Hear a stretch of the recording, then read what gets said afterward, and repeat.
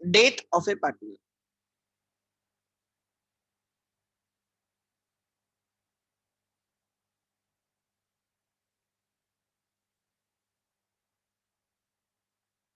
ध्यान देना, जब मैंने रिटायरमेंट डे स्टार्ट किया था, मैंने सबसे पहले लिख के दिया था, यू कैन सी रिटायरमेंट और डेथ ऑफ ए पार्टनर. सबसे पहले लिख के दिया था which adjustments we are supposed to do whenever there is a retirement or death. हमें क्या करना होगा? Distribution of accumulated profits and losses among old partners in old ratio. So अगर लाइबिलिटी साइड पे कोई प्रॉफिट्स है, लाइक जनरल रिजर्व है, कोई वर्कमैन कंपेंसेशन रिजर्व है, या कोई profit and loss account credit balance है, अगर वो लाइबिलिटी पे है, मतलब वो प्रॉफिट्स है, हमें उनको ओल्ड पार्टनर्स के बीच में बांटना है. So distribution of accumulated profits and losses among old partners in old ratio. ठीक है, ये आ गई आपकी first adjustment. Second adjustment is revaluation of assets and liabilities. Increase and decrease in the assets, right. जो भी हमें प्रॉफिट मिलेगा through P&L adjustment account और रिवैल्यूएशन अकाउंट, वो हम ओल्ड पार्टनर्स को ओल्ड रेशियो में बांटेंगे. तीसरी थी goodwill adjustment, right. Goodwill adjustment हम अलग अलग तरीके से कर सकते हैं. एक, raise the entire goodwill. Second, raise the entire goodwill and write off the entire goodwill. Third, raise only outgoing partners sharing the goodwill. And the fourth one is, right, raise only outgoing partners goodwill and write back or write it off. वो gaining ratio में right off करना होगा. सो ऐसे चार option थे. Admission में goodwill के कौन से ऑप्शन थे? अगर आप किसी को लिखना है तो लिख लेना, ये 50 लिखो. मैं यहाँ पे लिख सकता हूँ. अगर कोई मुझे बोलता है कि गुडविल के एडमिशन में क्या ऑप्शन थे, गुडविल के एडमिशन में क्या ऑप्शन थे, ये एक्चुअली 12th में इतने सारे ऑप्शन थे, फाउंडेशन में ये ऑप्शन है ही नहीं. ये 12th की बात कर रहा हूँ. एक, race entire goodwill.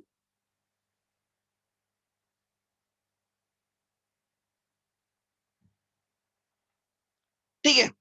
Second,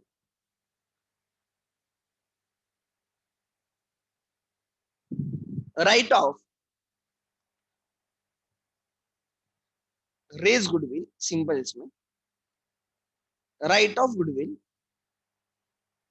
third, raise and write of.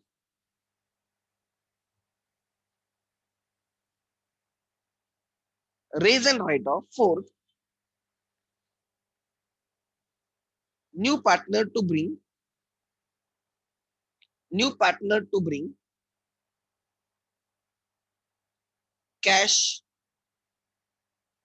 For his share in the goodwill.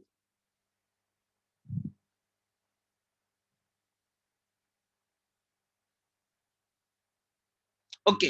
एक ऑप्शन है गुडविल रेज करेंगे, दूसरा ऑप्शन है गुडविल राइट ऑफ करेंगे, तीसरा ऑप्शन रेज करके राइट ऑफ करेंगे, and the fourth one, right, is new partner to bring cash for his share in the goodwill, and वो डिस्ट्रीब्यूट करेगा इन, राइट, किसको डिस्ट्रीब्यूट करेगा? जिन्होंने उसके लिए सैक्रिफाइस किया. कौन सा रेशियो में करेगा? Sacrifice ratio. तो यहाँ पे जो रेशियो होता है ना, वो सैक्रिफाइस रेशियो होता है. रिटायरमेंट एंड डेथ में ये आ गया एडमिशन. अब रिटायरमेंट एंड डेथ में क्या होता है? रिटायरमेंट एंड डेथ में होता है, फर्स्ट,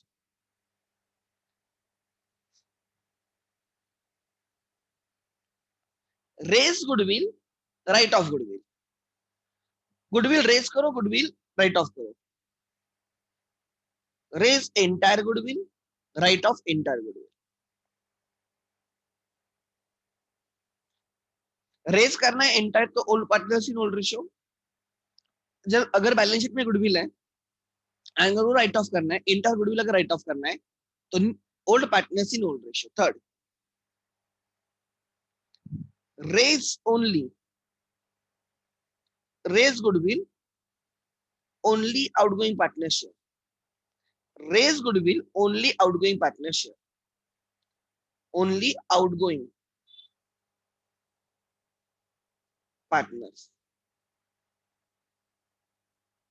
गुडविल खाली जो जा रहा है उसका रेज करो, तो जितना उसका गुडविल में शेयर आता है, goodwill account debit to outgoing partners capital account, deceased partner capital और रिटायरिंग पार्टनर्स कैपिटल, जो कुछ भी रहेगा।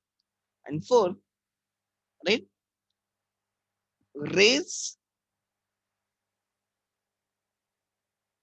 Raise goodwill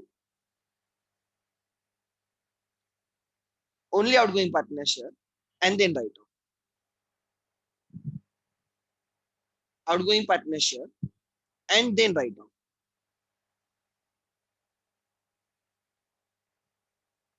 and then write off।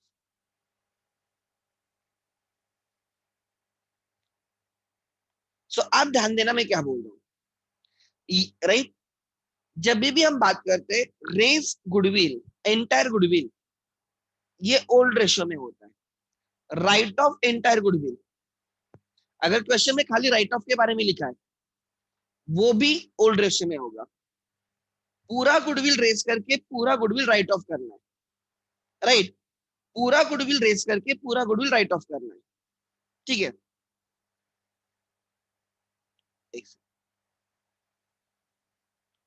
मतलब यहाँ पे डालना पड़ेगा, नंबर चेंज करना होगा। Third, raise and write off, raise and write off. Raise करना है, रेज करना है old in old, write off करना है न्यू इन न्यू, ये तीनों कॉमन है। रेज है अगर एग्जिस्टिंग गुडविल है बैलेंस शीट में, अगर बैलेंस शीट में एग्जिस्टिंग गुडविल है, ये दोनों एग्जिस्टिंग गुडविल की बात कर रहे हैं।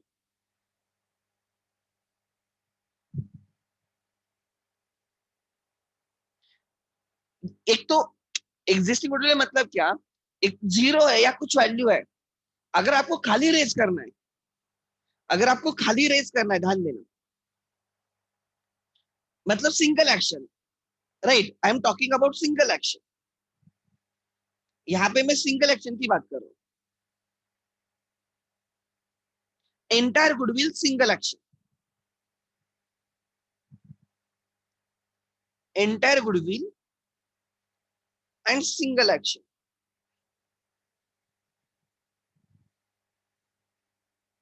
तो हम क्या करते हैं, एक, अगर बैलेंस शीट में गुडविल नहीं फिर भी रेज कर रहे हो, या बैलेंस शीट में और उसको थोड़ा इंक्रीज कर रहे हो, उसको बोलते हैं रेज करना, old in old. Balance sheet में गुडविल है एंड हम उसे क्या करना है, राइट ऑफ करना है, फिर भी ओल्ड इन ओल्ड। रेज करके राइट ऑफ करना है, रेज करना old in old, write off करना new in new, this is two action. But ये सब एंटायर गुडविल हो रहा है, ये सब क्या हो रहा है, एंटायर गुडविल, ठीक है। ऐसे एडमिशन में एंटायर गुडविल ऐसे कुछ नहीं होता है, बिकॉज एडमिशन में नया पार्टनर आता है, उसका गुडविल पहले जीरो ही होता है, he has to bring goodwill. Fourth option, admission में नया पार्टनर गुडविल के लिए शेयर लाएगा और हम डिस्ट्रीब्यूट करेंगे sacrificing partners in sacrificing ratio, this is the option. और वो होता है यहाँ पे चाहिए आपको सैक्रिफाइस रेशियो, यहाँ पे चाहिए आपको sacrifice ratio. But in case of retirement and death, your other options like raise only outgoing partnership, वो जा रहा है खाली उसका गुडविल रेज करके रखो। एंड दूसरा होता है उसका गुडविल रेज करके और राइट ऑफ करो। जब हम राइट ऑफ करोगे तो यहाँ पे गेनिंग रेशियो में राइट ऑफ करो, ठीक है। और आपकी इंफॉर्मेशन के लिए, राइट, अगर आपको सैक्रिफाइस रेशियो नहीं पता है, आपको गेनिंग रेशियो नहीं आता है, तो ऑब्जर्वेशन से पता चलता है अगर new ratio is equal to their old ratio, तो सैक्रिफाइस रेशियो या गेनिंग रेशियो जो कुछ भी होगा वो ओल्ड रेशियो होगा। अगर वैसे नहीं है तो आपको अलग से कैलकुलेट करना होगा। तो उससे बेटर है कि आप total goodwill in the new ratio, total goodwill in the old ratio लिखो, आपको अपने आप आंसर मिल जाएगा। जो नेट आंसर रहेगा वो गेनिंग लूजिंग रेशियो रहता है। एडमिशन के लिए भी आप वही फॉलो कर सकते हो इन case of fourth, in case of fourth and fifth के केस में, यहाँ पे फिफ्थ के केस में आप वही फॉलो कर सकते हो, you will get the same answer, ठीक है। आगे, तो ये था, मैंने सबसे पहले डिस्कस किया था, बराबर। आगे ध्यान देना,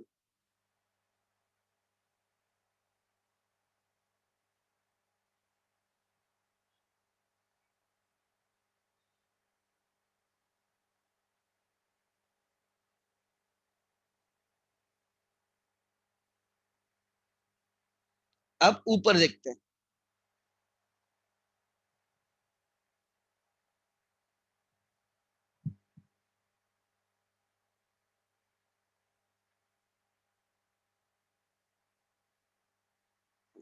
ध्यान देना क्या लिखा है। And the last one was capital adjustment. कल मैंने दो क्वेश्चंस के कैपिटल एडजस्टमेंट के, इफ यू रिमेंबर, बराबर। और वहां पे मैंने बोला, राइट, और वहां पे हमने बोला कि, right, how to adjust the capital. देखो एडमिशन में जब हम कैपिटल एडजस्टमेंट करते थे, हमें टोटल कैपिटल ढूंढना पड़ता था। एडमिशन में हम टोटल कैपिटल ढूंढते थे by taking the base of new partners capital, and retirement and death में they will directly give you total capital, so don't worry. And वो टोटल कैपिटल हमें न्यू रेशियो में मेंटेन करना है। तो ये चार एडजस्टमेंट्स थे, ये चार एडजस्टमेंट्स थे, ठीक है। आगे आगे ये इन, ये मैंने उस दिन इतना डिस्कस नहीं किया था, ये मैंने लिख के दिया था बट डिस्कस नहीं किया था। ये इंपॉर्टेंट है हमारे लिए, ध्यान देना क्या है। An outgoing partner is entitled, जो जा रहा है, maybe because he is retired, और maybe because there is a death, he is a deceased partner, he is retiring partner और डिसीज्ड पार्टनर, मर गया है वो। तो अगर वो रिटायरिंग पार्टनर है तो he himself is entitled, because वो जिंदा है तो हम उसको देंगे। बट अगर उसकी डेथ हुई है तो उसके लीगल हेयर्स को देंगे या उसके लीगल रिप्रेजेंटेटिव्स को देंगे। क्या बोल रहा हूं, ध्यान देना। In case of death of a partner, his legal heirs और his representatives are entitled to the amounts which are given below. हमें पार्टनर को क्या क्या देना होता है, कैपिटल, अकाउंट बैलेंस, उसके कैपिटल में जो बैलेंस रहेगा हम उसको देंगे, बराबर है। अभी तक वही कर रहे थे, जब हम पार्टनर का कैपिटल सेटल कर रहे थे, हम उसके कैपिटल में क्या क्या उसको दे रहे थे, उसका कैपिटल दे रहे थे। अगर उसका करंट अकाउंट में बैलेंस है, right, partner is entitled to, मतलब ये हमें उसको देना है, you are suppose to give, मतलब उसको क्रेडिट करेंगे, we will credit him, we will credit him, उसके कैपिटल को क्रेडिट करेंगे, क्रेडिट हिज कैपिटल, ये उसको हमें देना है, हमें उसको देना है।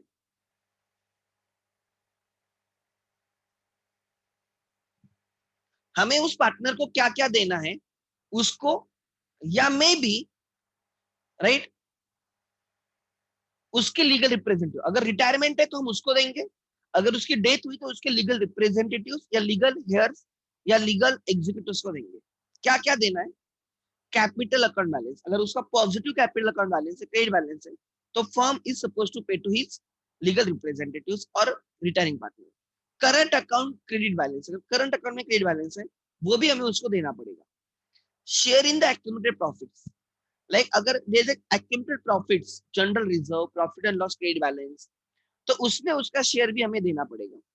Share in the revaluation profit, अगर रिवैल्यूएशन पे प्रॉफिट है तो उस प्रॉफिट में उसका जो शेयर होगा हमें उसको देना पड़ेगा। Share in the goodwill, right, उसका शेयर मिलना चाहिए। Share in the profits from the last balance sheet date, ये अलग एडजस्टमेंट है, ये अभी तक हमने की नहीं है, ये वाली। Share in the profits from the last balance sheet date till the date of retirement and death. Generally try to understand, जो भी हमने रिटायरमेंट के क्वेश्चन देखे, like balance sheet given is 31st March, suppose 19, balance sheet suppose दी है 31st March 19, and you can see retirement is from the next date 1st April 19, और मैं आपको लिख के भी देता था नेक्स्ट डे पे रिटायरमेंट हुई है, और मैं आपको बोलता there is no time gap between the balance sheet date and retirement date.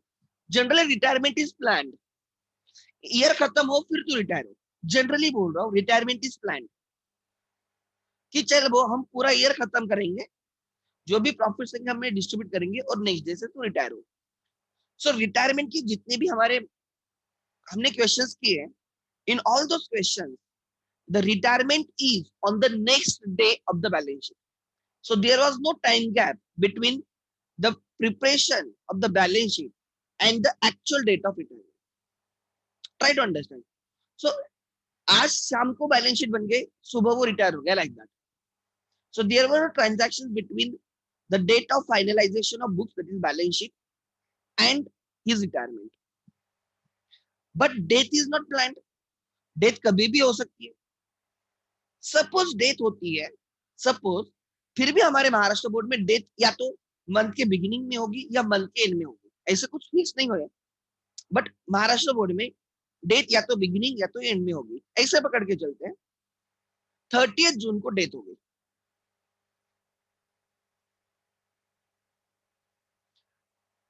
या कोई पार्टनर 30 जून को रिटायर हो गया.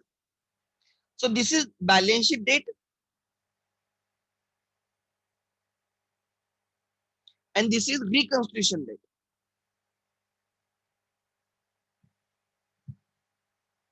यहाँ पे फॉर्म रिकंस्टिट्यूशन हो रही है, रिकंस्टिट्यूट हो रही है on this date.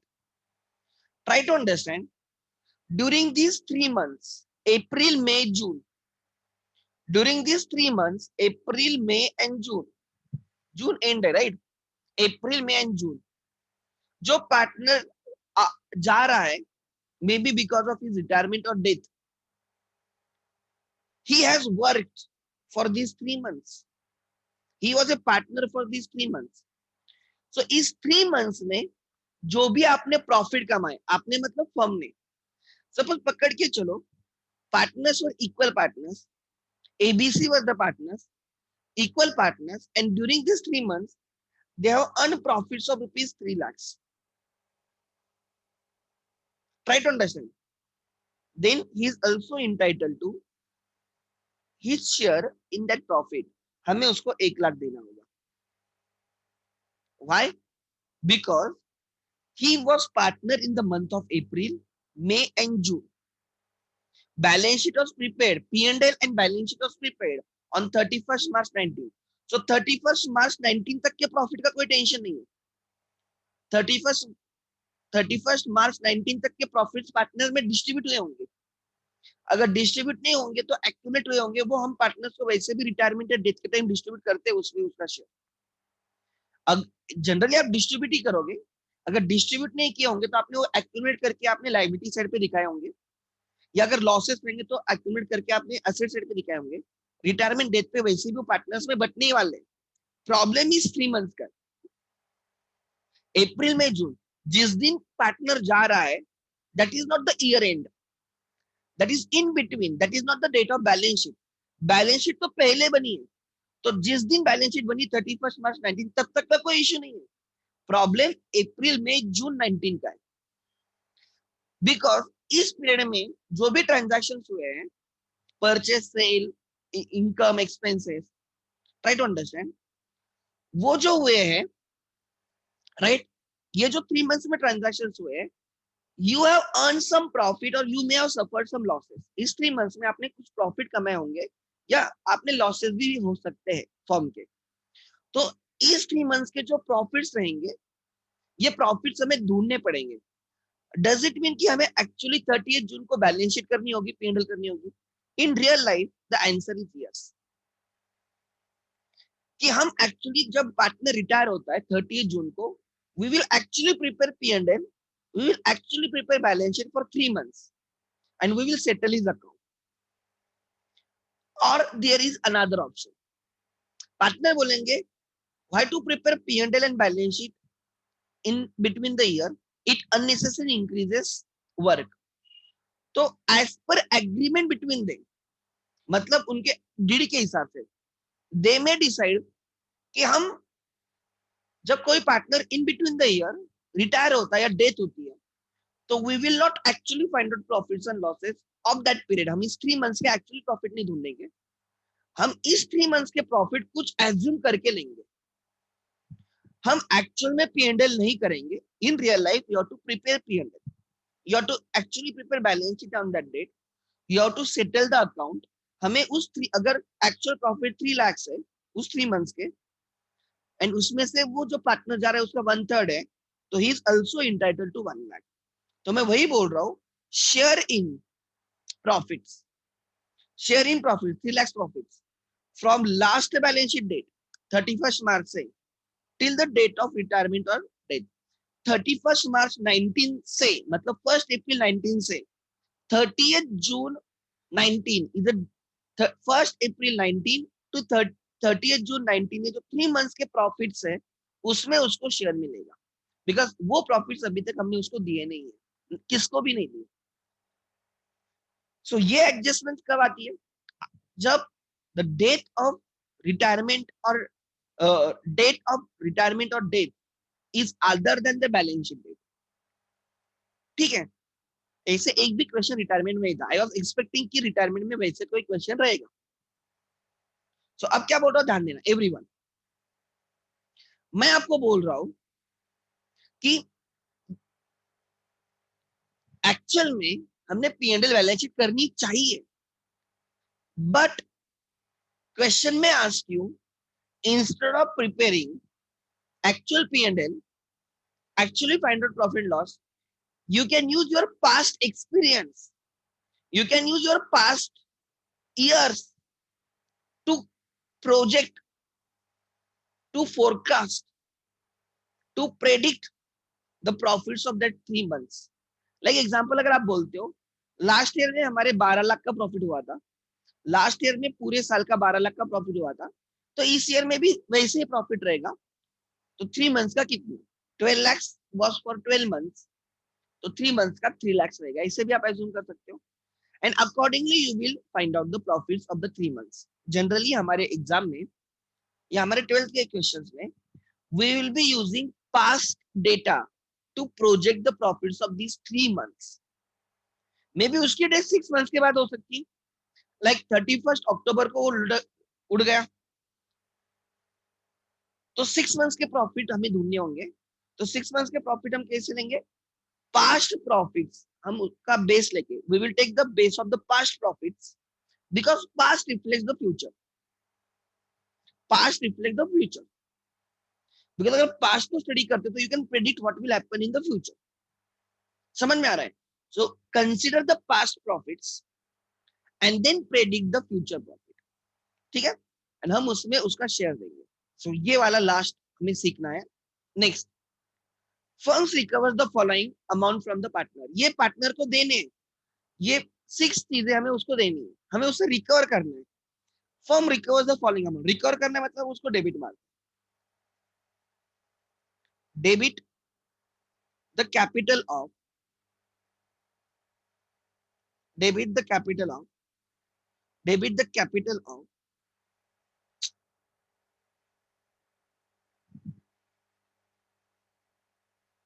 Outgoing.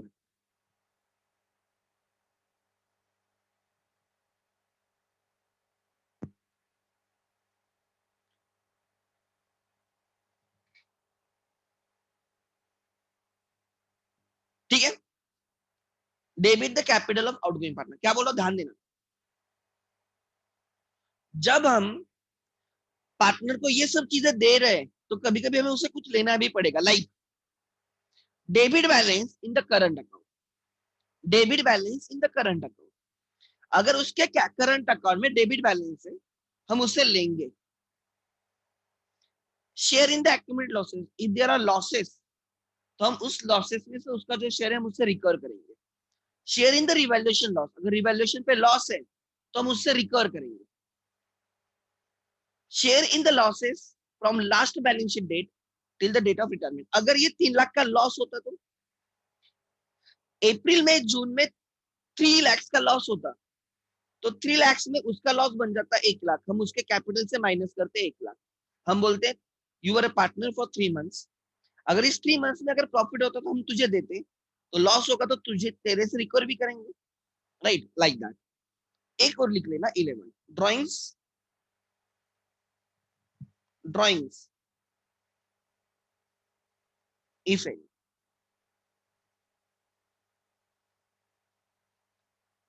Drawings from, drawings from, किधर है, drawings from last balance sheet date till the date of retirement और डेथ।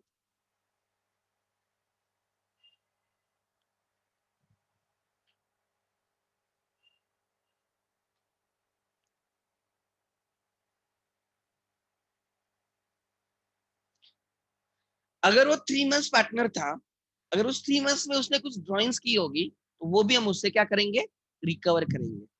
तो सिंपल है, हम पार्टनर का अकाउंट सेटल कर रहे हैं। हम पार्टनर का अकाउंट, उसको जो जो देना है, हमें उसको उसका कैपिटल देना है, उसका करंट अकाउंट देना है, हमें उसके एक्यूमुलेटेड प्रॉफिट्स में शेयर देना है, हमें गुडविल में शेयर देना है, रिवैल्यूएशन प्रॉफिट में उसका शेयर देना है। अगर वो रिटायर होता है आफ्टर बैलेंस शीट डेट, तो जितने पीरियड के लिए पार्टनर था उस पीरियड में उसका जो प्रॉफिट होगा हम उससे देंगे। बट अगर हमें उससे कुछ लेना है तो हम लेंगे भी। क्या क्या लेंगे? एग्जाम्पल, अगर करंट अकाउंट में डेबिट बैलेंस है, मतलब हमें उससे रिकवर करना है, तो हम उससे रिकवर करेंगे। अगर एक्यूमुलेटेड लॉसेस है तो वो भी हम उससे उसका शेयर रिकवर करेंगे। अगर रिवैल्यूएशन लॉस होता है तो वो भी हम उससे रिकवर करेंगे। एंड अगर वो जिस पीरियड में पार्टनर था after balance sheet date till the date of his retirement और डेथ, इस पीरियड में अगर लॉस है तो लॉस भी हम उससे रिकवर करेंगे, राइट। एंड अगर इस पीरियड में उसने ड्रॉइंग्स की है वो भी रिकवर करेंगे, बिकॉज बैलेंस शीट पहले बन चुकी है, रिटायरमेंट वो बाद में ले रहा है। ठीक है, सो ये हमें समझना है। Now let's start.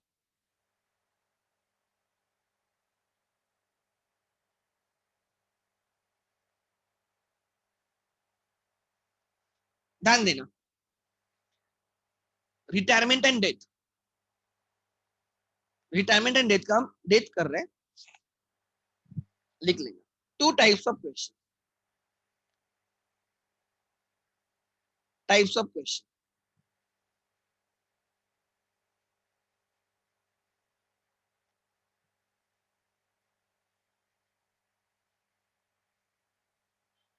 Types of question,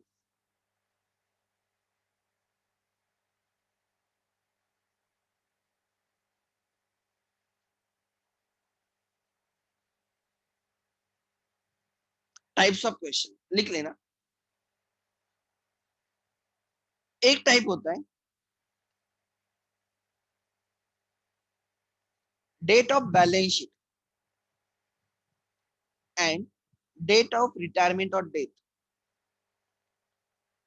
is same.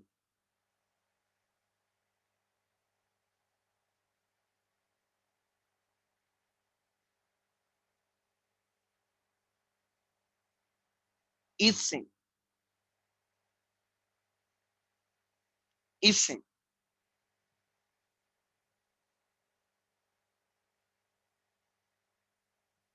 First, date of balance sheet and date of retirement और death is same.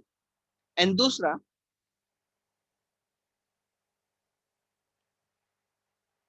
Partner retires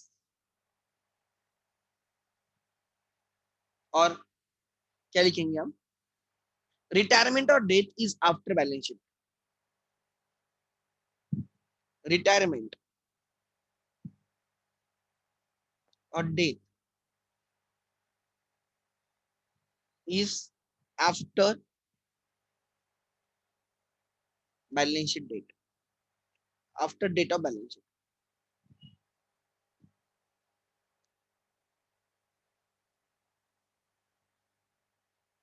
ठीक है,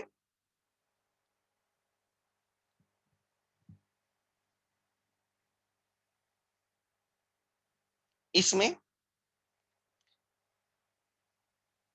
एक्यूमुलेटेड प्रॉफिट लॉसेस की एडजस्टमेंट रहेगी, accumulated profits and losses, old partners in old ratio में revaluation की adjustment रहेगी,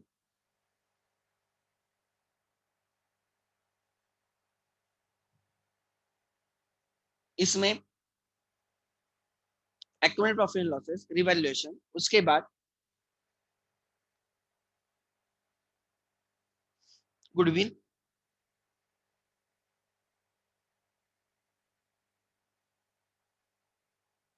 and capital adjustment.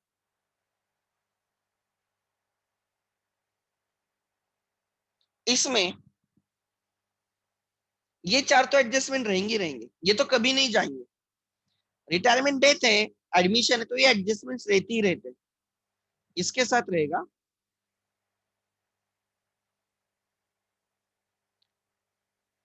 Right.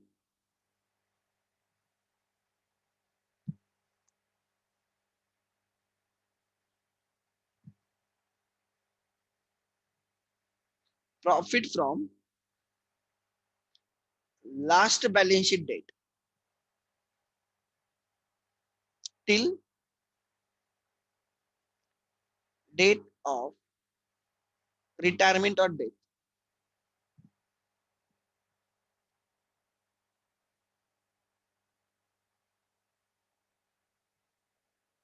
Date adjust. ये वाला एक एडिशनल एडजस्टमेंट रहेगा, nothing else. I will give example.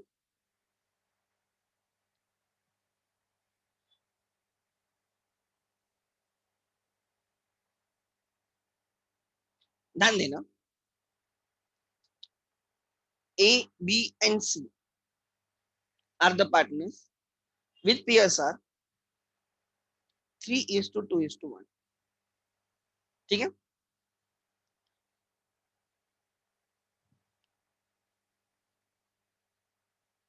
B retires on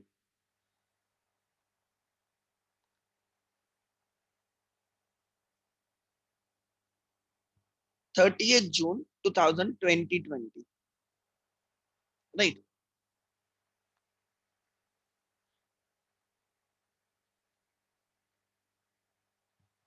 The profits of the firm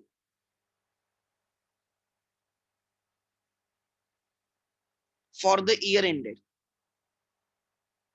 For the year ended.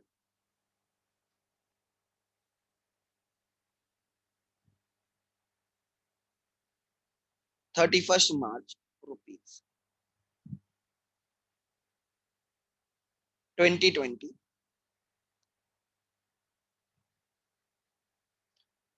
2019, 2018. Example, 1 lakh,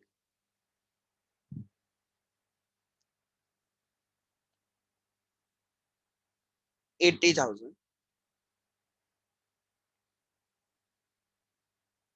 60,000. क्या बोल रहा ध्यान देना. उसकी डेथ कौन से ईयर में हुई है? उसकी डेथ हुई है, ट्राई टू अंडरस्टैंड. उसकी डेथ हुई है 2021 में. उसकी डेथ का ईयर है 2021. अकाउंटिंग ईयर 2021 में उसकी डेथ हुई है. 30th June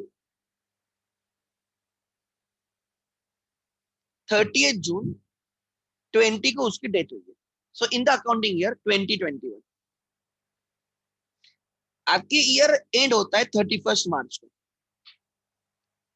तो ऑब्वियसली उसकी death is after date of balance sheet. So he was a partner for April 20, May 20 and June 20, and उसकी डेथ हो गई और वो रिटायर हो गया. एज द केस में रिटायर बोलो डेथ बोलो मुझे फर्क नहीं पड़ता. तो ऑब्वियसली अगर वो 3 मंथ्स पार्टनर था तो हमें उसको 3 मंथ्स का शेयर देना पड़ेगा. यहाँ पे रिटायरमेंट और death is after balance sheet date. Balance sheet बनी थी 31st मार्च को. 31st March 20, on that date profit over 1 lakh. वो प्रॉफिट 1 लाख डिस्ट्रीब्यूट हुए होंगे पार्टनर्स में. बट ये जो 3 मंथ्स है उसका क्या, वो 3 मंथ्स में पार्टनर था. उस 3 मंथ्स में जो भी फर्म में प्रॉफिट कमाए होंगे उसमें भी उसका शेयर चाहिए. तो वो हमें ढूंढना है. अब क्या है, try to understand. They have given us 3 years profit. उन्होंने हमें 3 years के प्रॉफिट दिए. Let me show you.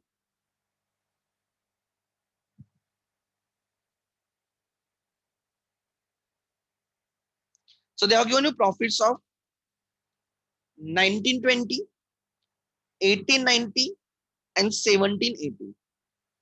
They have given you 31st March 18 ended. इस ईयर के प्रॉफिट्स थे 60,000. इस ईयर के प्रॉफिट्स थे 80,000. इस ईयर के प्रॉफिट्स थे 1 लाख. एंड फिर उसकी डेथ हुई है in the year 2021 after 3 years, after 3 months. तो अब हमें इस 3 months के प्रॉफिट ढूंढने हैं. बिकॉज इस 3 months में जो भी प्रॉफिट रहेंगे उसमें से बी को उसका 2/6 हमें देना है. तो ये जो 3 months के प्रॉफिट है वो निकालने के लिए what is decided between the partner लिख लेना. ठीक है, लिखो as per deed, as per deed, as per deed, if partner retires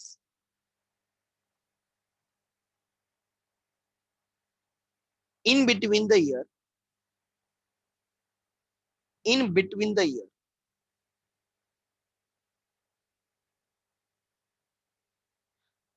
his share in profits to be calculated, to be calculated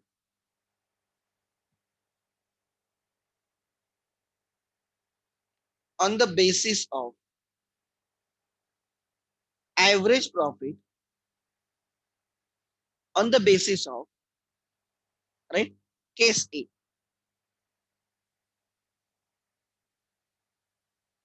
average profits of last 3 years,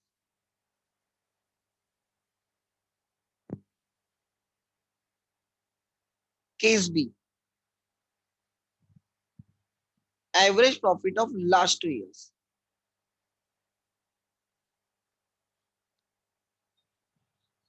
case 3, right, profits of previous year. All the three cases are different, answers will be different. ध्यान देना मैं क्या बोल रहा हूँ.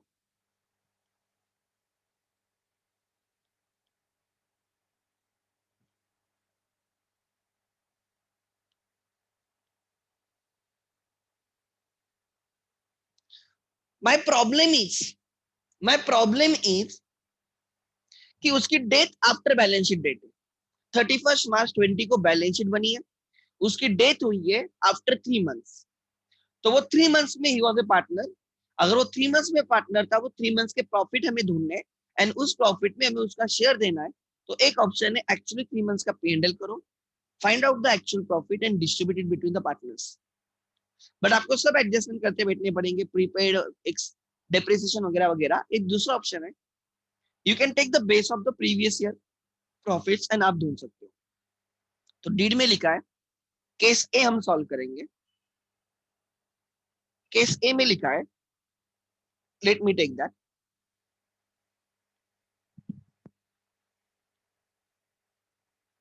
Case A में लिखा है एज पर डीड, ध्यान देना. केस ए में लिखा है as per deed, if a partner retires in between the year, his share in the profits to be calculated on the basis of average profit of last 3 years. Last 3 years के profit ले लो, 60, 80, 1 लाख, उसका average profit निकालो. तो therefore लिखो average profit of last 3 years, लिखो average profit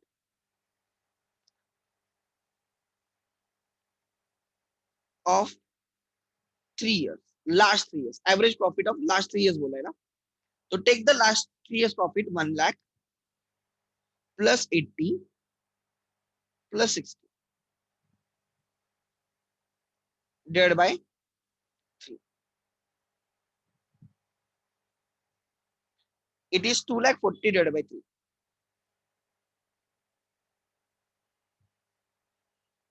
which is 80,000. So can I say on an average, the firm is earning 80,000 rupees profit in a year. So अगर आप average profit मतलब yearly profit आ गए, हम yearly profit का average निकाले, मतलब हमें, राइट, एवरेज प्रॉफिट इज 80,000. सो अगर हम लास्ट 3 years को बेस लेते हैं, तो हम ऐसे बोल सकते हैं कि on an average firm is earning 80,000 profits in a year. एक ईयर में 80,000 कमाता है.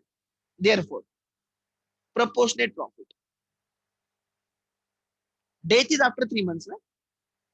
So proportionate profit,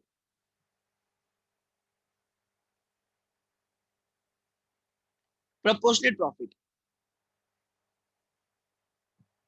is equal to, proportionate profit is equal to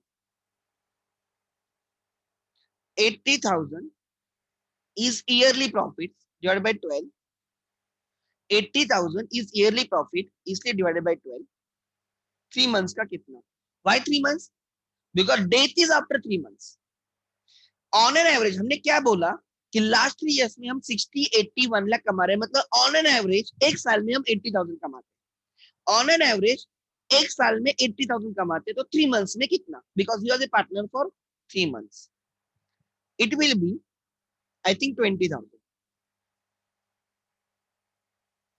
so 3 months में firm will earn 20,000. Therefore, B share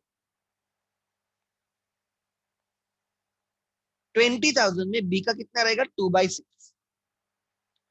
3:2:1 partner है, उसमें उसका रहेगा 2/6, 1/3 निकालोगे तो 6,000, 1/3 करना है मुझे, इट विल बी 6,667। सो उस 3 मंथ्स में C is entitled to profits of 6,667। कैसे ढूंढा? उन्होंने हमें बोला है कि ये उसकी जो रिटायरमेंट या डेथ 3 मंथ्स के बाद है, तो 3 मंथ्स के प्रॉफिट कैसे ढूंढोगे? तो उन्होंने हमें बोला है कि take the base of last 3 years profit. तो मैंने लास्ट 3 इयर्स के प्रॉफिट देखे 60, 80, 1 लाख, मैंने उनका एवरेज निकाला। मैंने बोला on an average basis, on average basis the firm earns 80,000 profit. 80,000 is of the year, but उसकी डेथ तो 3 मंथ्स के बाद हुई है, या रिटायरमेंट 3 मंथ्स के बाद हुई है। तो अगर 80,000 पूरे साल के रहेंगे तो 3 मंथ्स के प्रॉफिट रहेंगे 20,000। सो अप्रैल मई जून को एस्टिमेटेड प्रॉफिट्स इज 20,000, उसमें से उसका शेयर रहेगा 2/6, दैट इज 6,667। हमें उसको देना होगा, इसकी एंट्री आती है, लिख लेना। हमें उसको देना है, एंट्री आएगी P&L suspense account, P&L suspense account debit to B's capital account. Sir हमने P&L सस्पेंस अकाउंट क्यों ओपन किया है? बिकॉज हमने एक्चुअल P&L ओपन नहीं किया, हम उसको प्रॉफिट ढूंढ रहे हैं बट एस्टिमेटेड बेसिस पे ढूंढ रहे हैं। हमने एक्चुअल P&L ओपन नहीं किया है, इसलिए एक टेम्पररी अकाउंट ओपन किया जिसका नाम है P&L सस्पेंस अकाउंट। देन अगर केस बी है, what is case B? Partners बोलते हैं कि अगर हमें उसका प्रॉफिट ढूंढना है तो हम 2 years average profit of last 2 years का बेस लेंगे। तो उसमें थोड़ा आंसर चेंज हो जाएगा, मेथड वही रहेगी, मेथड वही रहेगी, बट निकालने का तरीका चेंज हो जाएगा। अब हमें बेस क्या लेना है? हमें बेस लेना है average profit of last 2 years. So जिस ईयर में उसकी डेथ हुई है 2021, उसके पहले के 2 इयर्स के प्रॉफिट इज 80 एंड 1 लाख। तो चलो ले लो average profit,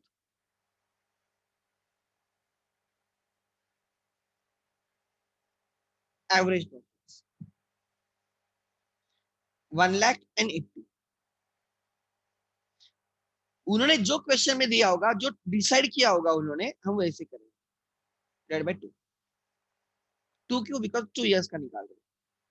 so it is 1,80,000 divide by 2 which is 90, which is 90। मतलब हम अब मानेंगे on an average firm earns 90,000। हम क्या बोल रहे हैं? On an average firm earns 90,000 in a year, but उसकी डेथ 3 मंथ्स के बाद हुई है। तो हमें चाहिए प्रोपोर्शनेट प्रॉफिट। हमें क्या चाहिए? प्रोपोर्शनेट प्रॉफिट लिखो, देयरफॉर प्रोपोर्शनेट प्रॉफिट।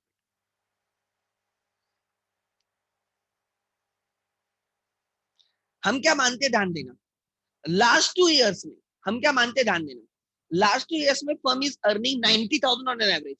तो इस ईयर में भी 2021 में भी ऑन एन एवरेज 90,000 कमाएंगे। हम क्या देख रहे हैं?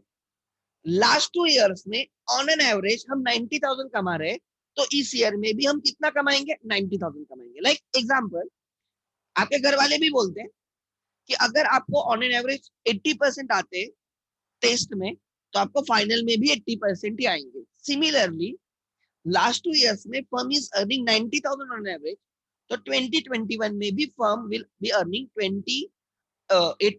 90,000 ऑन एन एवरेज। तो प्रोपोर्शनल प्रॉफिट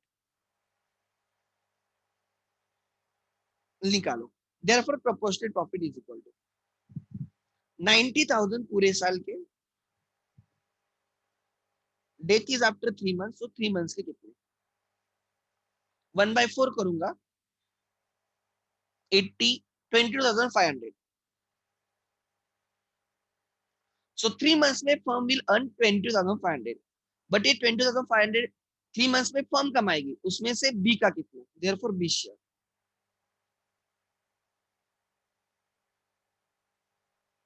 22,500 में उसका शेयर है 2/6 which is 7,500, which is 7,500. B का शेयर कितना रहेगा, 7,500.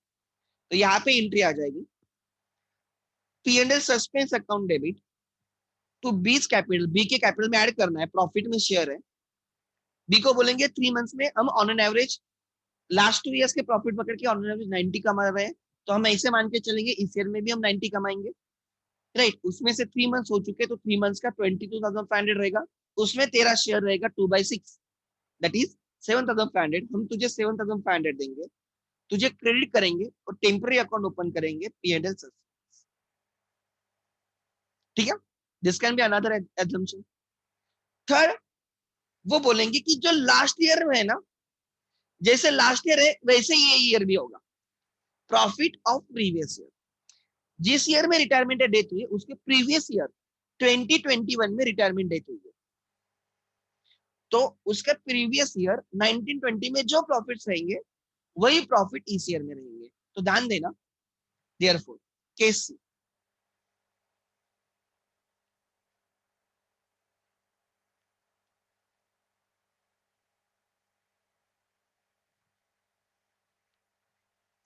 प्रॉफिट्स ऑफ प्रीवियस ईयर, ध्यान देना, देयरफॉर, राइट. हमें base profits,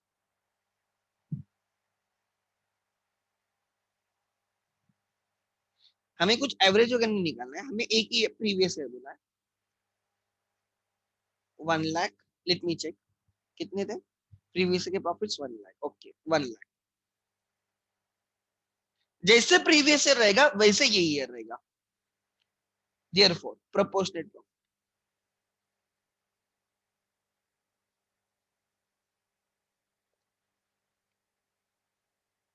proportionate profit 1 lakh multiply by 3/12, 3 months के बाद डेट हुई है. 1 लाख पूरे साल के प्रॉफिट है, तो 3 मंथ्स के कितने, 25,000, देयरफॉर बी शेयर, उसमें बी का शेयर कितना है,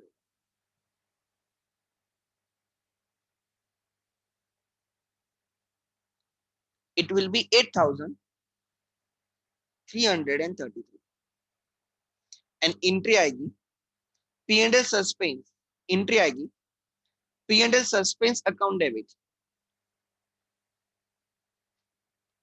टू बीस कैपिटल क्रेडिट 8,333, 8,333.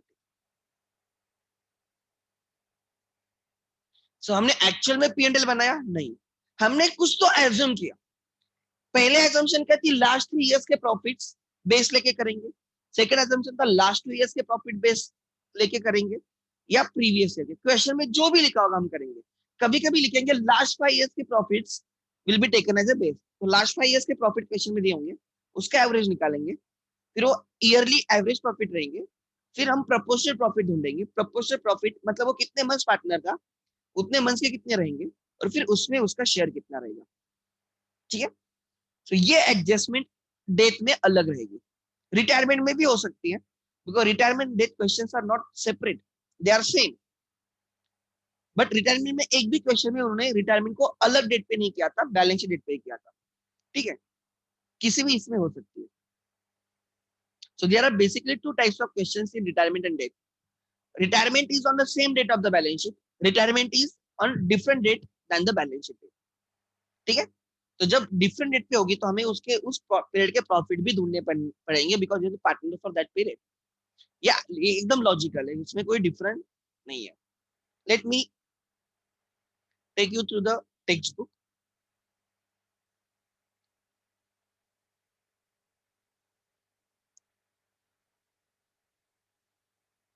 अच्छा, इधर उन्होंने दिखाया नहीं है. शायद से उन्होंने रिटायरमेंट में ही लिखा होगा।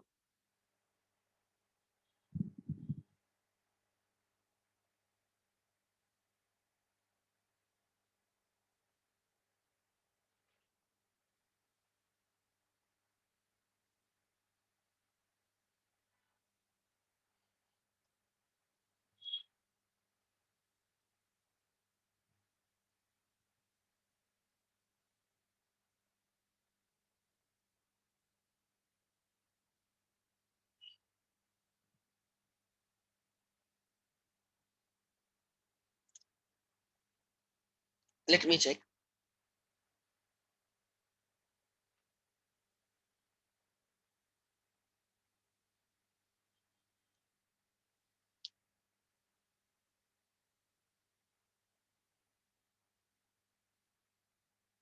है वो वाले क्वेश्चन, ठीक है।